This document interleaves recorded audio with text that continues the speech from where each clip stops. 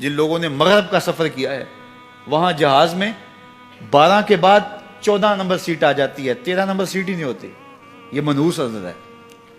یعنی آج وہ کہیں اڑانے بڑھ رہے ہیں اور کہاں سے کہاں پہنچ گئے ہیں. لیکن یہ ذوف الاعتقادیہ پوری دنیا کے اوپر موجود ہے. تاریخیں مخصوص ہیں کہ ان تاریخوں کو شادی کرو گے تو برکت ہوگی، اگر ان کے علاوہ کسی اور تاریخ میں شادی کرو گے تو ٹوٹ جائے گی. ہمارے ہاں بھی کچھ لوگ کہتے ہیں کہ سفر کے مہینے میں شادی ہو تو شادی کامیاب نہیں ہوتی، اور اگر کامیاب ہو بھی جائے تو اولاد نہیں ہوتی، اولاد ہو بھی جائے تو نیک نہیں ہوتی. عجیب فلسفہ ہے. سیدہ فاطمہ تو زہرا رضی اللہ تعالی عنہا کی شادی حضرت سیدنا علی المرتضیٰ رضی اللہ تعالی عنہ سے سفر کے مہینے میں ہوئی. مجھے بتاؤ ایسی کامیاب شادی بھی کوئی ہو سکتی ہے، اور ایسا اچھا جوڑا بھی کوئی ہو سکتا ہے؟ اور پھر کہتے ہیں اولاد نہیں ہوتی، حسن حسین اور زینب پیدا ہوئے. ایسی اولاد بھی ہو سکتی ہے. اچھا اولاد ہو جائے تو نیک نہیں ہوتی. مجھے بتاؤ حسین جیسا نیک کون ہوگا، حسن جیسا نمازی کون ہوگا، اور زینب جیسی پردے دار کون ہوگی؟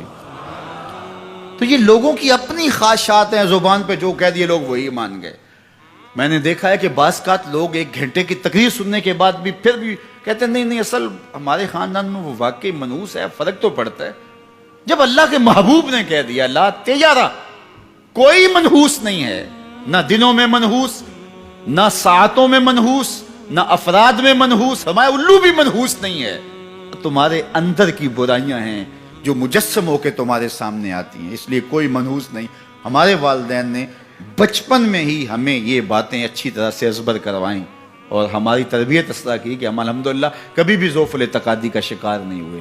تو آپ بھی اپنی اولادوں کی ابھی سے ایسی تربیت کریں کہ ان کا توکل اللہ پر ہو، ان کا توکل اللہ کی بابرکت ذات پہ ہو، اور وہ اسی پہ بھروسہ کرنے والے ہوں. جب اس پہ بھروسہ کرنے والے ہوں گے تو زندگی سوکھی گزرے گی.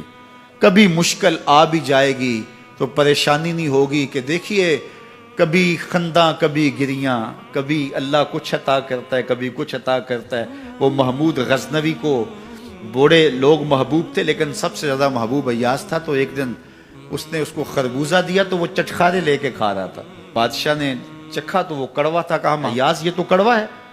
تو کہا کہ حضرت ہاں کڑوا ہے. تو کہا پھر تم مزے سے کھا رہے ہو. کہا ساری زندگی ساتھ سے میٹھی نعمتیں کھائی ہیں، آج ایک کڑوا مل گیا تو پھینک دوں. جب اس پہ توکل ہوگا تو کبھی تکلیف آئے گی تو بندہ کہے گا کوئی بات نہیں، جے سونا میرے دکھ وچ راضی تے میں سکھ نو چلے ڈاواں. تو بندہ کہے گا ٹھیک ہے کوئی بات نہیں ہے، یہ اس پہ بھی میں خوش ہوں. تو جب توکل اس پہ ہوگا تو پھر بندہ اس تکلیف میں بھی لذت لینے کا راستہ نکال لے گا. اور اگر یہ ہو کہ اس منحوسہ کی وجہ سے یہ سب کچھ ہوا ہے، کچیچیاں چڑھیں گی اس کے اوپر کہ اس نے یہ کیا ہے، مار ہی دوں قتل کر دوں، اس کو چھوڑوں نہ، زمین پہ رہنے کا حق ہی چھین لوں اس سے کہ اس منحوسہ کی وجہ سے یا اس منحوس کی وجہ سے یہ ہوا ہے. کوئی کسی کی وجہ سے نہیں ہوتا. یہ ہماری اپنی بدعمالیوں کی سزا ہے. اگر کوئی ہمیں نقصان در نقصان ہو رہا ہے تو توبہ کریں،